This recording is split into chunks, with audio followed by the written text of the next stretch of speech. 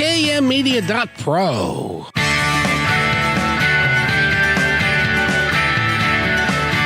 Welcome back to Positive Talk Radio. Our goal is simple: to explore evolving ideas one conversation at a time. So come on over into our world. I know you'll like it, because on today's show... welcome to Friday at noon, everybody in the Seattle area. It's raining like dogs and cats, or maybe cats and dogs, but that's okay. Welcome to Positive Talk Radio. My name is Kevin McDonald, and we've got a great show for you today. We're going to talk about boundaries, and the young lady who has written a book that's called Take No Shoot. You know what I mean. And we're going to talk to Nathan, first of all, to make sure that he has his finger on the button just in case today. How are you? Yes, I do. Got my fingers on a lot of buttons today, and it's a pleasure to be pushing your buttons, Kevin. I appreciate getting my buttons pushed, because nobody pushes my buttons very often, I'm afraid. So there. You know, they always talk about what's the weird way you describe your career to somebody. Well, I could say I just talk into thin air all the time, and also I say that I like to push people's buttons. That's actually really pretty accurate. And so when somebody says, "What do you do for a living?" Is that what you tell them? Yes, and then I'll follow it up by saying I work as a producer at a radio station. And they're all about that. They're really interested in learning all about that, aren't they?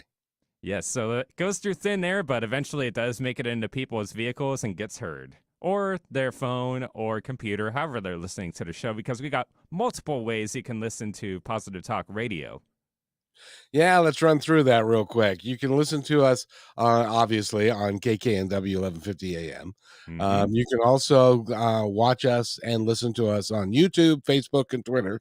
And we also stream live from the station. And then KKNW's also got a YouTube feed that you can go to that one to listen to us or watch us as well. And most of it is audio video, except for, of course, the radio. We can't do that.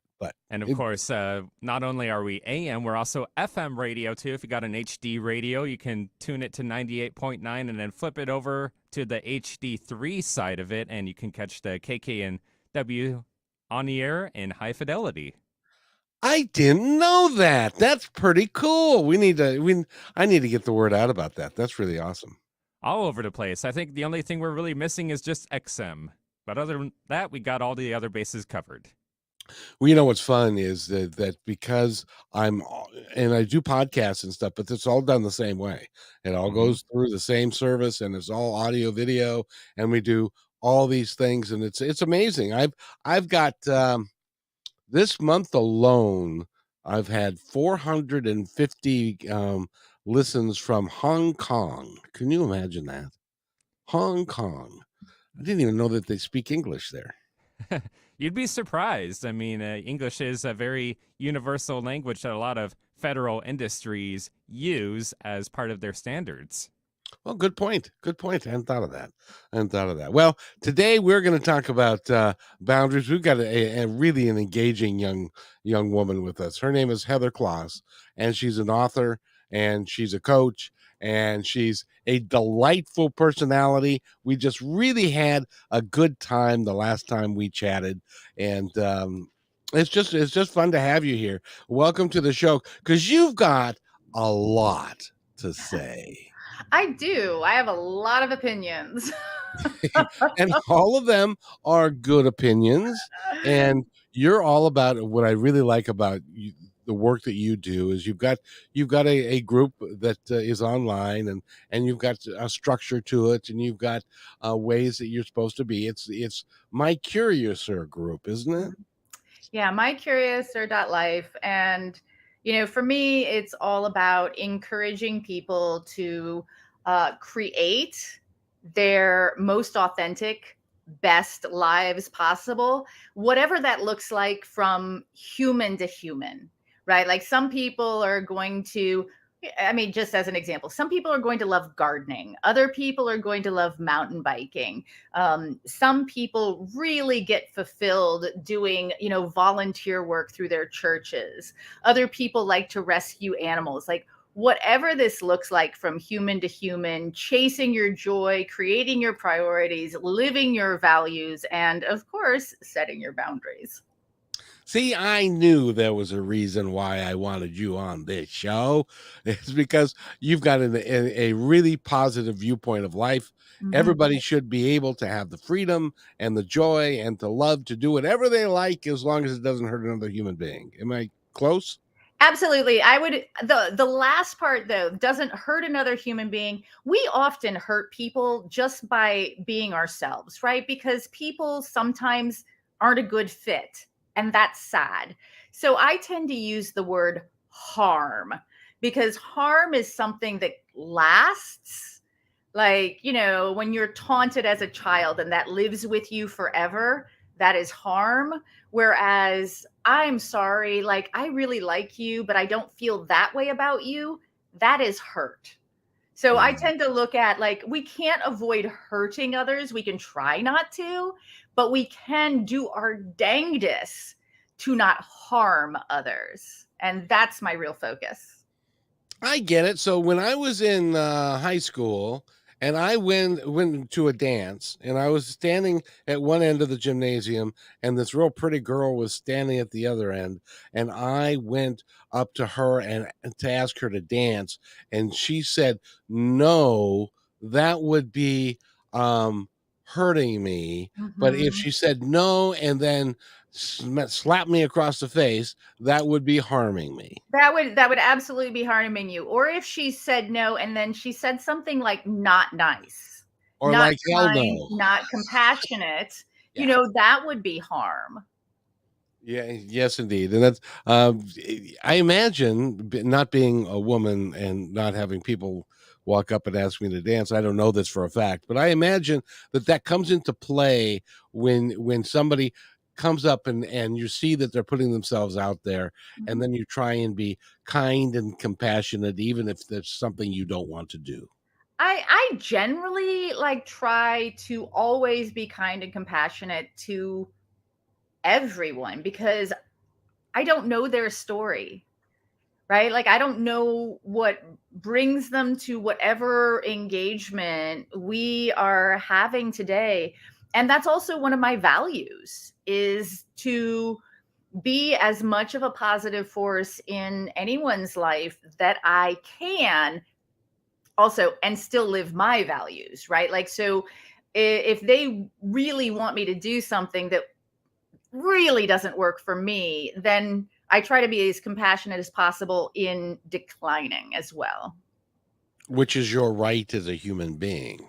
Absolutely. Absolutely. I mean, yeah, I am a big fan of radical consent and individual rights to boundaries. And it's so important to me. Like, I don't ever want to find out that somebody did something with me that they don't want to do. Like that would be hurtful to me because I want people in my life to be doing the things they want to do with me. Of course. Yeah, that makes perfect sense. Now, by the way, we're talking with Heather Claus. She's an author, she's a coach, and she's a marvelous human being. But I wanted to let's go back into the mists of time. Uh-oh. How did you get to be the way you are, writing the book that you did, taking the stances that you have? Where did all this come from? I mean, the first thing I will say is that the core of my values and my sense of self came from my parents. My parents are awesome, amazing humans. Like they raised me to believe I could be anything I wanted to be. I was beautiful, I was wonderful, I was talented, yada yada yada yada. And when I got married, I ended up in a relationship with a man with amazing potential. And, I loved him very much. And I believe he loved me. And he also suffered from some mental challenges, illness, and turned to alcohol. And it became an abusive marriage. And when I finally left that marriage and then got back together with him and then finally left that marriage again, I started looking deep at that marriage and what it was, like how many steps it took me to get from point A to like where I was, and how I allowed, like, don't get me wrong, I am not taking the blame for the abuse and the harm that was done to me. And I can also recognize that there were many little stops along the way where I could have said, this is enough. That's enough. Like, that's too much for me. I won't. And so I started looking at that. And this was over 15 years ago. And I started learning, and I didn't use the language at the time of boundaries, but I started learning, oh, I could have set a boundary there. I could have set a boundary, here. Like in my life, the whole trajectory of my life might have changed. And so over the years, as I have really dug in and learned about relationships, and I have mentored others, and I've written about them online, and I've interviewed hundreds, even thousands of people on different topics related to, love, romance, and, the physical intimacy that goes along with that. And, I've traveled the country, I've traveled the world, I've taught classes, I've done webinars, and I've interacted with so many people. So when I had a bit of a, I don't know, crisis, no, not crisis, but a little like pause last year when I got a health diagnosis of a genetic issue that I had that would require some surgeries. And so I did some like deep searching, and I said, I'm 49, I'm about to have 4 surgeries in 9 months. And what is my meaning? And my meaning and my passion is teaching people that I believe that love, romance, and physical intimacy are skills that can be learned. And I started writing out what I thought like was necessary for all the parts of that. And when I put boundaries in there, my heart and my brain said, that's where I need to begin teaching people about boundaries. So that is the first book in this gigantic project that like I am so passionate about, that I finally got out. So you started the first book. How many more books do you have in you, do you think? Well, I have,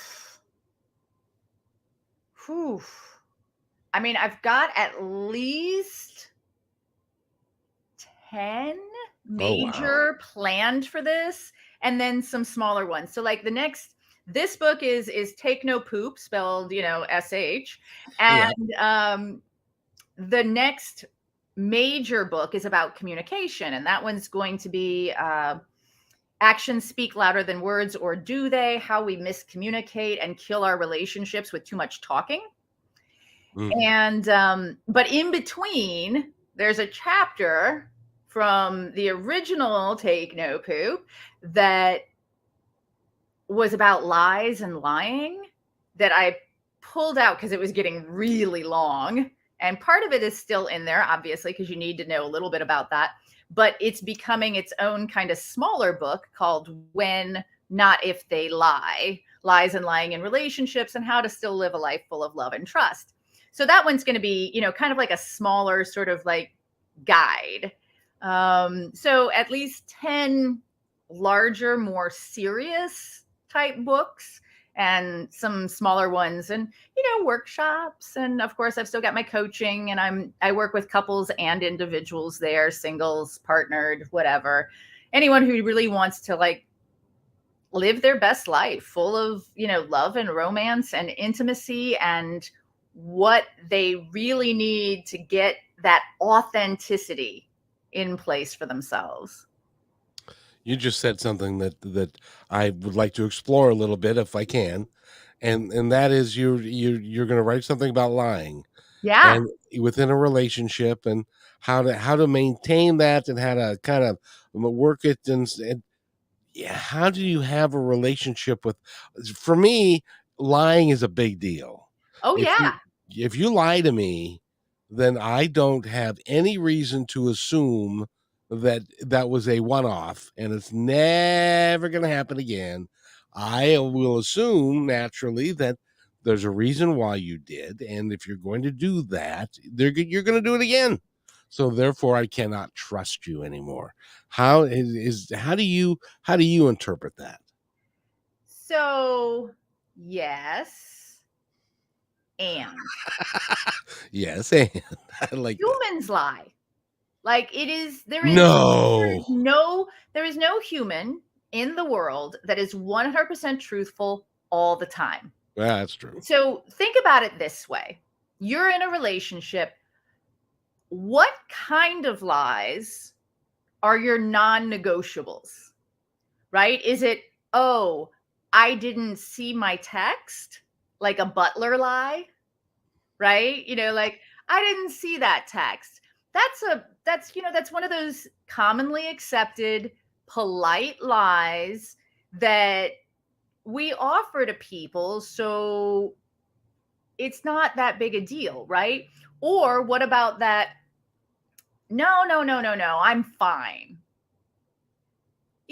Okay, when I say I'm fine, I might not be fine, but I'm not ready to talk about it with you, or I haven't figured out exactly how These are lies, whether or not they're positive lies, or polite lies, or little white lies, or butler lies, or whatever it is, we lie. Or what about, when you're getting to know somebody and you ask them something and they sort of like, put it off, and later you find out they just weren't ready to talk about it yet, but they didn't know how to say, "Hey, Kevin, I don't really know you that well yet, and that's none of your business." So we lie, and we lie in relationships. The key is, does that lie actually harm? And what are we able and willing to put up with? And how do we also, here's a big one. And have you ever been in a relationship where somebody asked you a question, you gave them an honest answer, and they got upset with you? Oh, sure. And so then the next time they asked you a question like that, your brain was like, "Danger, Will Robinson, danger." I And don't know I should answer that. Yeah. so maybe you didn't answer it fully, or you sort of slid around the question. You weren't ready to have that kind of conversation right now, right? So, how do we create in our relationships a space that encourages openness, honesty, and authenticity? And how do we create in ourselves the openness, honesty, and authenticity to state exactly how we feel as compassionately and kindly as possible, regardless of what we think the consequences might be? And there is the challenge, right? There's both sides of that. Oh, yeah. Well, I was just thinking of when you were saying if somebody says like, "How are you?" Now that is just a common phrase that Yeah. everybody says. "How are you? Nice to see you. What's going on?" and stuff like that. Mhm. But oftentimes you don't have any meaning behind that statement. You don't want to necessarily know how they really are. So if you say, "How are you?" and they throw up all over you, then Yeah. you're probably like, I wasn't expecting that. I just wanted to say you to say I'm fine. Thank you very much. Right. Right. I get it. Exactly. And that's the thing. Like, so how do we, and this is, and I talk about boundaries in the sense of, obviously communication is a part of it, but also in the sense of, lies and boundaries, right? So when I talk about boundaries, I'm not just talking about this is what I do not want, this is what I do not allow, this is what I want less of, but also here is what I prioritize. Here is what I value. So when somebody says to me, like, hey, how are you? I can say, my day is going well, and mean that. I can also say, I've been having a crazy time with, XYZ. Do you have a few minutes to talk about it? Like if it's a friend of mine, right? Like, and I give them the opportunity to opt in to something more than that surface conversation. Or, you know what, I've had better days and, I'd love to sit down with you for 15 or 20 minutes at some point and talk about it. Right. Like, and just offer that, but not also, as you said, not vomit or trauma dump is another, language for it. Not trauma dump just because they asked a polite question. That makes perfect sense because you're right. In our interactions with each other every day, we all say things that we don't mean. We Mhm. all and it's not a malicious thing. No. But where I draw the line is when I can tell that somebody is doing something that is intentionally trying to either hurt somebody else or they're trying to get out of something that has already hurt somebody else or something along those lines where it's like rather than them saying, well, I'm truly sorry. I didn't mean to do that. Right. They say, I don't know what you're talking about. I didn't do this. I didn't do that. Well, you did. You know what I mean? Yeah. And also, also understand that some people, like when I came out of my abusive marriage, I have to admit I had learned to lie. I Sure had you learned did. to lie to avoid, that thing I knew was coming or to try to put it off. Or sometimes I even had learned to lie so I could make it happen now instead of later when I knew something else had to be going on and us arguing would be in the way of that. Like seriously. And so, coming out of a relationship like that, interacting with people who have had trauma in their past life, in their, and I don't mean like their past life, but I mean like in their past relationships, earlier Earlier part of life. this Yeah, life. sure. And, so sometimes, as you're getting to know somebody, you find these little things that don't add up. Do they matter? Is one question. And then the second question would be, how do we still encourage authenticity? Like, say, you are safe to have the truth with me. Mm-hmm. That's really cool. I gotta. So, in your marriage, you would actually pick a fight at the opportune time by lying, so that you knew that if we got this done now, we don't have to do it later because we've got plans later, and so we might as well get through the whole thing until we get done Yeah. with that, and then we can have a Yeah. good time. Like, because I think anyone out there who has been in an abusive situation Sure.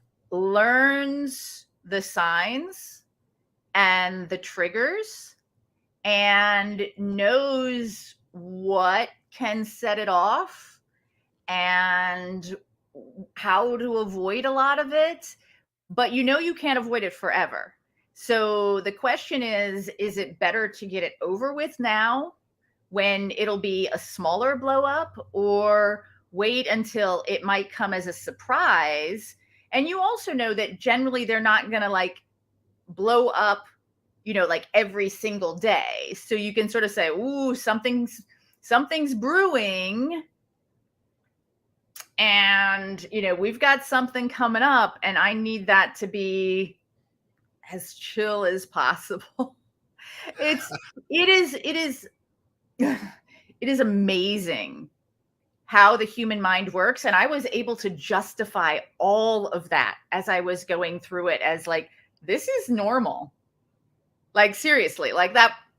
And I don't know how I got there. Like, I do know how I got there, but looking back, it's amazing the changes in who I was to get to that point.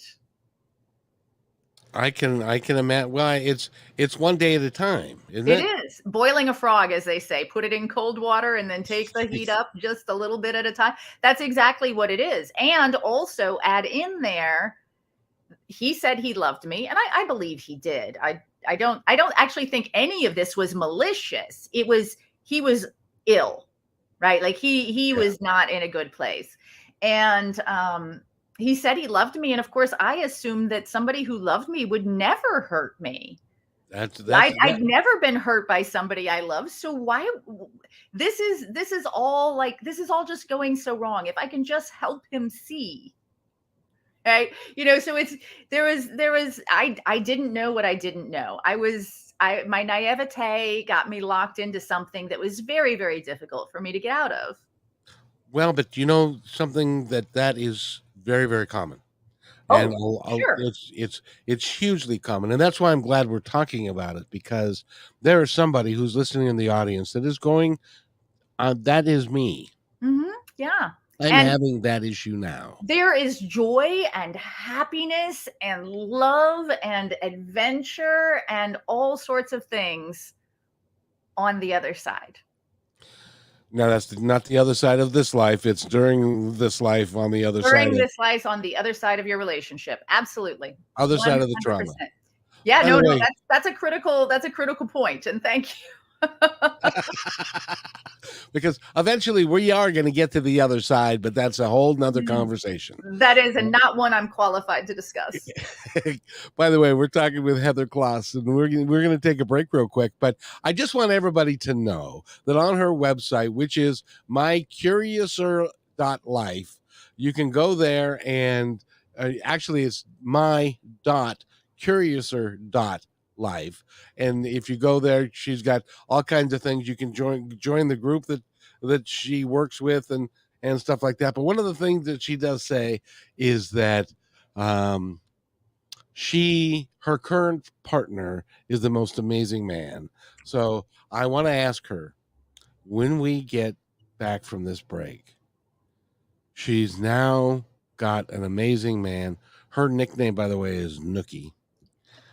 And she's got an amazing man. And so that means she broke the pattern.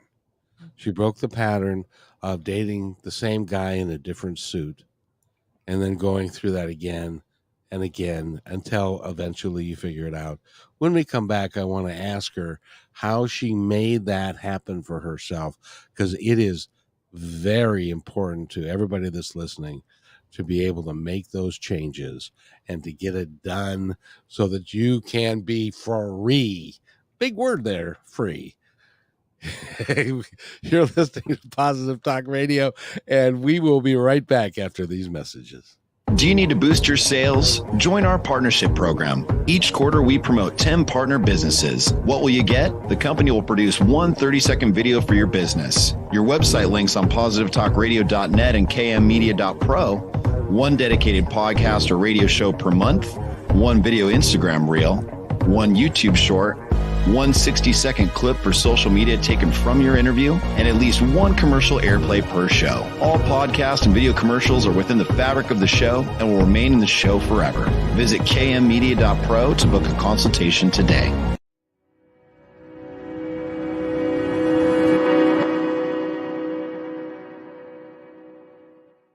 When you want to say more than words communicate, you can with flowers. Your custom boutique floral studio in Bothell, Washington is anaturaldesign.com, connecting you to nature through the language of flowers. Where your people are is where our flowers are beautiful. Your success is our goal. For being our appreciated listener, you can use promo code PTR20 at checkout to receive 20% off your order. anaturaldesign.com at your fingertips today. We believe in the power of telling your stories. We want to help yours be seen and heard. At the Pacific Northwest Collaborative Magazine, our purpose is to connect you to your community. Let's begin by celebrating the accomplishments of local artists featured in this brand new digital magazine. Here, you can learn about opportunities to creatively come together and support our local community and neighbors through the gift of art and service. If your business or organization would like to take part in this magazine, message us on Instagram at pnw.collab. You can download our free digital magazine at KM Media Pro today. Thank you to our dedicated fans. We are updating our live on-air schedule to make it super easy for you to hang out with us 5 days a week, Monday through Friday at 3 p.m. Pacific Standard Time. We broadcast on YouTube, Facebook, and live on Fridays with Kixie 8:80 a.m. Seattle Live. You can find our library to binge all the podcast platforms. We can't wait to see you at 3 p.m. Monday through Friday, starting September 4th, Labor Day 2023.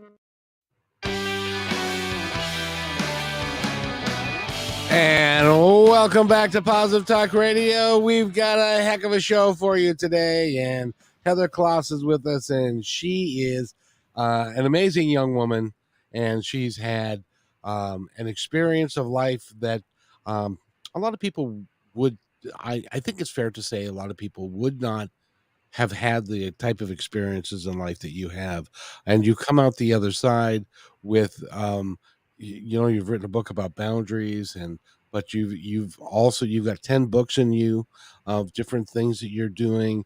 I think it's wonderful. The person that you are, you have a lot of energy to you and radiance. I think you're just fabulous, and I don't say that.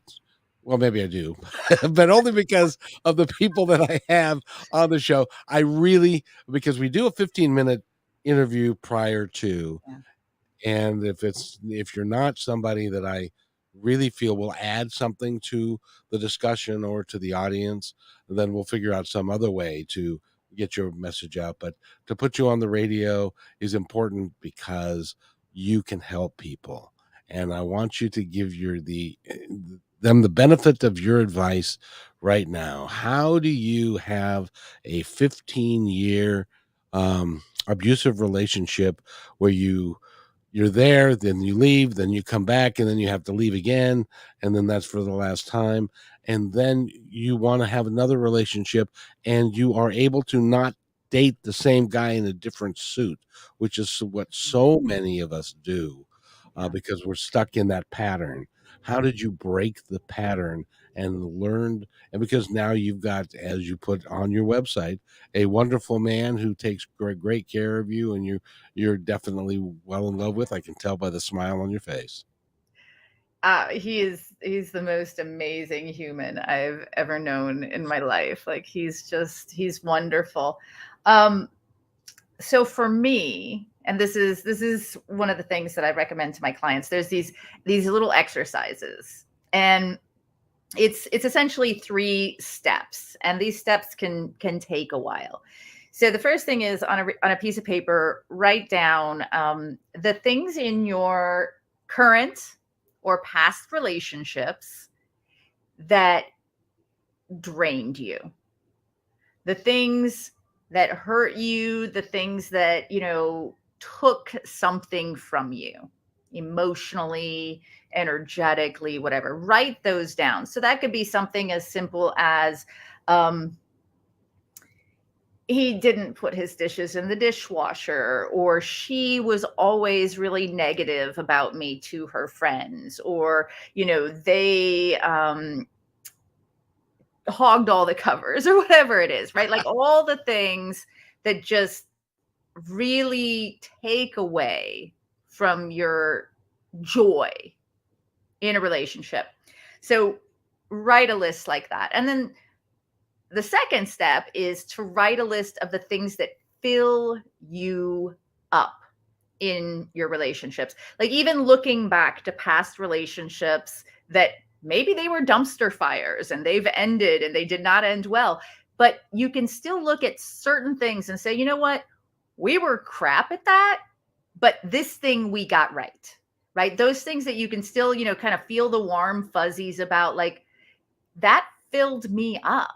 That's what kept me trying for maybe longer than I should have, or, kept me hoping. These are the things that really like filled me up, because that'll tell you more about who you are in a relationship and what you need, right? And then the third part is looking forward. What do you really want from a relationship? What do you want from a partner? And some of that's going to be informed by those other two lists. And some of it's going to be things like, maybe religious beliefs. Like, I want a partner who either believes the same thing that I do or accepts my beliefs. I want a partner who makes me laugh. I want a partner who enjoys travel and adventure. Whatever those things are. I mean, you could theoretically get as specific as, I want somebody who's 6'2" with blonde hair and blue eyes and is a multimillionaire. I don't recommend that. I recommend things that are more like, who is this and how do they make you feel in a relationship? And that right there, just going through that process and writing it down and reading it to yourself. Even better if you read it out loud, because of the way our brains work. Thinking is one thing, writing is another thing, reading it is a third thing, and speaking it out loud and then hearing it is another thing. And this teaches our brains what we really want. And this is the sort of thing that I say, take a couple weeks to do it. Take a month to do it. Take a while. Make sure that you're like, oh, hey, I just thought of something, and you make a note in your phone or whatever it is. Because that makes a huge difference. When I got out of my abusive marriage, I spent nearly a year, like almost entirely alone, just thinking through things, working on myself. I was like, I am not going to do this again. Like, I got to figure out what allowed this to happen that's inside of me so that I don't do it again. And then as I had those lists, which honestly at the time were incomplete, because I didn't know what I didn't know. And I could say, oh, I don't want anybody like that. But it was harder for me to say, but I want these positive qualities, because I couldn't even imagine some of them.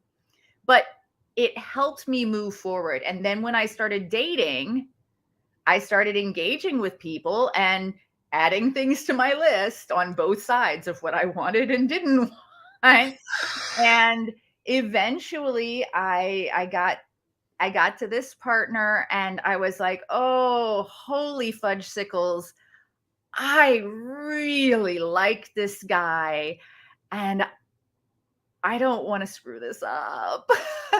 So I said to him, I'm like, hey, this is really important. I want us to be open. I want us to be honest. I want us to, do this right. Because to me, as much as I like you, as much as I'm drawn to you, it's not worth it to me if we don't get this really, really right.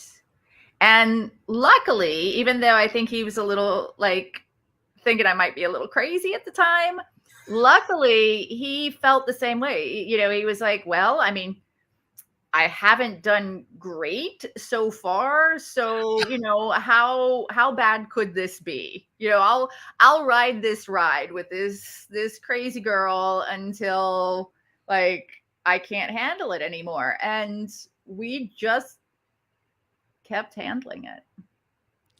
I think we're all kind of that way, because we run into people, unless you're really pursuing it in a dating site or something, we end up running into somebody that we say, that would be a nice person, or this would be a nice person, and if they fit some on the list. But a lot of us end up settling. Yeah. And settling is something that we do. Like, the challenge with settling is that when we take somebody who's close, but no cigar, as they say, and try very hard to make it work, we end up in that pattern in a relationship of control or be controlled. I need you to be this, and you're not. So I'm like, well, why can't you do more? Why can't you be this? Or why can't you do that? Or whatever. And that's harmful to both of you, right? Trying to make somebody into something that they are not and not accepting them for exactly who they are. And then oftentimes the pattern in that is that you are also then trying to match what they want instead of being who you are, because you're trying to make something work that isn't a good fit. And it never will be. It's just one of those, but why, help me here. Why is it that so many people will say, and it's almost everybody, and maybe it's because the couples thing, you go to a movie by yourself and you get the popcorn and you get the pop and you walk in by yourself and people are watching you walk down the aisle and they're saying to themselves, oh, that poor man, he doesn't have any friends. And you're saying that to you, saying that's what they're saying about me and stuff like that. Or you go out to dinner and you're sitting at a table by yourself. Oh, that poor man, he doesn't have any. And so is that why we always want to couple up? Is it the sex thing? Is it what is it that makes us want to, even if we know, and some of us know inherently, when we get into a relationship, it's not going to end well, and we do it anyway? So you just asked a couple of questions there. I did. Sorry, so I got going. First and foremost, I feel like a lot of people, like you just talked about, going to the movie by yourself and going to dinner by yourself and so on and so forth. I feel like a lot of people believe that in order to be whole, you must have that other person. Oh. And I believe, and I practice this on a daily basis, and so does my partner, we believe that even though we have that other person, we must be independent to be whole. I still go out to dinner by myself, even though I have a partner. He goes out cycling by himself, even though he has a partner. I go to movies that he doesn't want to go see, even though I have a partner. He goes camping when I don't want to go camping with him, even though he has a partner, because we still need to do the things that fill us up, right? Whether or not it's together. And that's a huge key, right? Like, I think of relationships, and I teach that relationships require a sweet spot in order to really get on. And so your Venn diagram, you got your circle of this is what I want, right? And this is what you want. And this part in the middle, this where we overlap, that is where we build our relationship. But there's stuff that we don't overlap on. You don't want to go thrifting with me. That's fine. I do that by myself, or I do it with my friends, right? I have zero desire to go mountain biking with you, right? So you do that with your friends and you go out and whatever, these are things that I think it is just as important to cultivate individuality and boundaries within a relationship. And when you're not in a relationship and you're doing that stuff by yourself, it's fine, because you're doing it by yourself anyway when you want to. This is a choice. I could get a friend to go with me, or I could be like, this is my night. I'm going to go see the movie I want to see, and I'm going to eat a whole tub of popcorn all by myself if I want to. Exactly. And if people are looking at me, you know what? I feel bad for them, because they're the ones that are actually concerned about being alone. They're not concerned about me being alone. They're concerned about themselves being alone and projecting that onto me. So there's that. That's huge, right? Like, just understanding that we don't need to have somebody with us, whether a partner or a friend or family or whatever, at all times in order to be a complete successful human being. I have to tell you a real quick story if I can. Yeah, of course. When I was a bus driver, and bus drivers make pretty good money. If you work overtime, work a lot of overtime, you can make you really pretty good money, and 6-figure plus. And there was a friend of mine that was driving a bus, and he averaged 65 hours a week. So he was working 6 days a week plus another couple of shifts on one of those days. So he was working a 12-hour, 14-hour day. Mhm. And then I asked him, why are you doing that? And he said, well, my wife is used to a certain standard of living. And Mhm. so I have to do that in order to meet the expectations that she has for the standard of living that I have to live with. And then he asked me, what's it like in your home? What does your wife say? And I said, well, I'm not married. You're not living with anybody? No, I live by myself. You mean you get to do whatever you want to, whenever you want to? Yeah. I said, yeah, if I want to go someplace, I go someplace. If I want to stay home, I stay home. And he said, oh, that would be so nice. Right. Because their relationship was dysfunctional Yeah. because it wasn't a equal partnership. And that's a huge thing. We get into these traps again of trying to make something work because we've invested in it, and we hate to lose that investment, and more, we hate to lose the dream of the potential and of the forever and whatever it is, right? Like there's so much that we wrap up into these stories we tell ourselves about life and what it means. And to me, I look at a successful relationship, to me, are two people who get far more out of the relationship than they put in. Like, I know if I put in a kind word, he is flying high all day. Right? Like, so that is, he gets far more out of it than it took me to write a little note and stick it in his lunchbox, or, to buy the chocolate bar that he loves, or whatever it is. That is a successful relationship. But when you're at the point of, oh, I have to do this, or I have to do that, that's the point where I'd be like, okay, so maybe we need to revisit what we're in this relationship for, because is this relationship serving us as individuals, or have we become servants to making this work? That is so brilliant, by the way, because we all do that. We all do that. My former wife, on a Sunday. Now, I was a general manager of a restaurant, so I worked every weekend. I worked late into the night on Saturday and Fridays, and Sunday was Seahawk Sunday. That really was my naughty pleasure for the week, was to sit down and to watch the Seahawk game. Yeah, sure. However, it was also her Sunday, and she liked to work in the yard.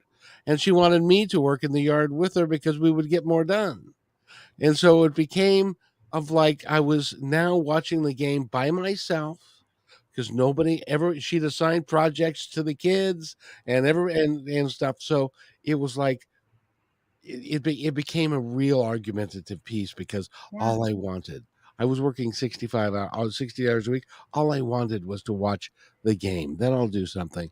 She couldn't see it. And I think a lot of us do that. Yeah, I think it's, for me, it's a collaborative effort. So if something is critically important to you and something is critically important to me, then we sit down and we say, how can we both get the most out of this life that we've built together as individuals and as a couple, right? And I don't mean like, can we collaborate? Can each of us give something up in order to make this work?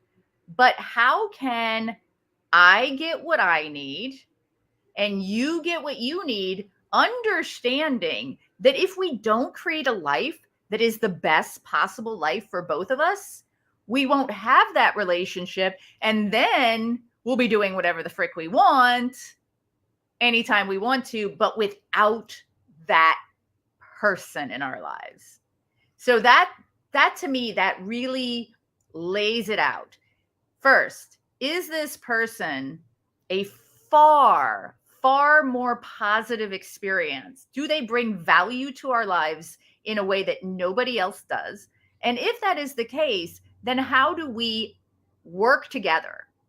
How do we collaborate to build the best life possible for both of us? How do we both, like, how do I serve you? How do you get what you want out of life? And how do I support you in that? And then I look for the same thing from you.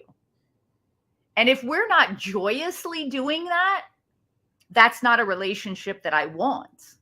I don't want you reluctantly doing things for me. I don't want you to be bitter or regretful or resentful. I don't want any of that. You know, that's not, to me, that's not what belongs in a relationship. Passion and love and desire and need and, you know, support and validation and belonging and acceptance. That's what belongs in a relationship as far as I'm concerned. The rest of that can go hang with the rest of the world. Because if your relationship is not filling you up to overflowing, the rest of life drains you. How are you going to survive if your relationship is draining you as well? Well, you're not, and that's a sad thing. Is that a lot of people, it just doesn't work. And but you know, the thing is, Heather, most of us, when we're sitting here having that conversation with ourselves and the other one, we're too close to it. It's too difficult for us to step back and to say, you know, well, what about, because it's the what abouts that are going to get us. What we need to do, and this is where you come in, is we need to hire a third party who can come in, who has a clear understanding of what we're doing and why we're doing what we're doing, which we may not even understand what we're doing and why we're doing it. We're just doing it because that's our parents did it, or that's what we think, or we're not paying attention to all of these things. And so you need someone like you to come in and to say, all right, everybody, make your list, do the thing, and to help people out, because there are a lot of good relationships that I'm pretty sure have gone by the wayside because they did not know how to address each other or to help each other or to take care of each other's needs. And that is a crime. And so, did you find that to be true? I think a lot of the time we are busy living our traumas instead of living our lives. Like, we go into the next relationship carrying our baggage from the last relationship. And as soon as like anything sort of triggers any of that trauma, we're bringing it in, we're opening it up, we're putting our clothes in all the drawers of this relationship. And even if that wasn't the same person in a different suit, we're dressing them in that suit and treating them that way because we're so tightly wound and afraid of what might happen. So one of the things that I like to teach is that this relationship is different. This human is different. You have to take this human as their own individual and set your own boundaries so that you can co-create the life you want. It is a magical thing that when you are in a relationship that works for you and works for the other, and you're all and you're all overflowing, it's a magical thing. It doesn't happen very often in my experience. Maybe that's because I'm not a coach who can, a relationship coach who can work with a lot of people that then have that success. We only have 1 minute left, my friend. And first of all, I love you, and I want you to come back and see us again because your information is so vitally important. Will you do that? Absolutely. Awesome. And the second thing is, I want to take, you've got about a minute, and I want you to tell our audience anything that you would like them to know. It's not your fault. It is not your fault if you have craptaculous boundaries. We are socialized to have poor boundaries. We are not taught how to have relationships. It is not your fault. Moving forward, I hope that you will take it as your responsibility to do better for you and for the people you love. And if you need help, I've got a book, Take No Poop, spelled with SH. I've got a workshop. I've got an app that is free. And of course, I do coaching, and I would love to help you find your way. Did you really say craptaculous? I did. Is that even a word? I mean, you knew what I was talking about, so sure. It was very self-explanatory. I make Claus, up a lot of words. Heather Claus has been our guest. Go to my.Curiouser.Life. Find out all about her, and she's just delightful, and she's pretty smart too. So, by the way, we're going to be back at 3 o'clock. We've got a great author for you, and we're going to be on Kixie. So come back at 3 o'clock on 8:80 a.m. on Kixie, and we'll be right there. And by the way, be kind to one another because each other's all we've got. We'll see you at 3 o'clock on Kixie.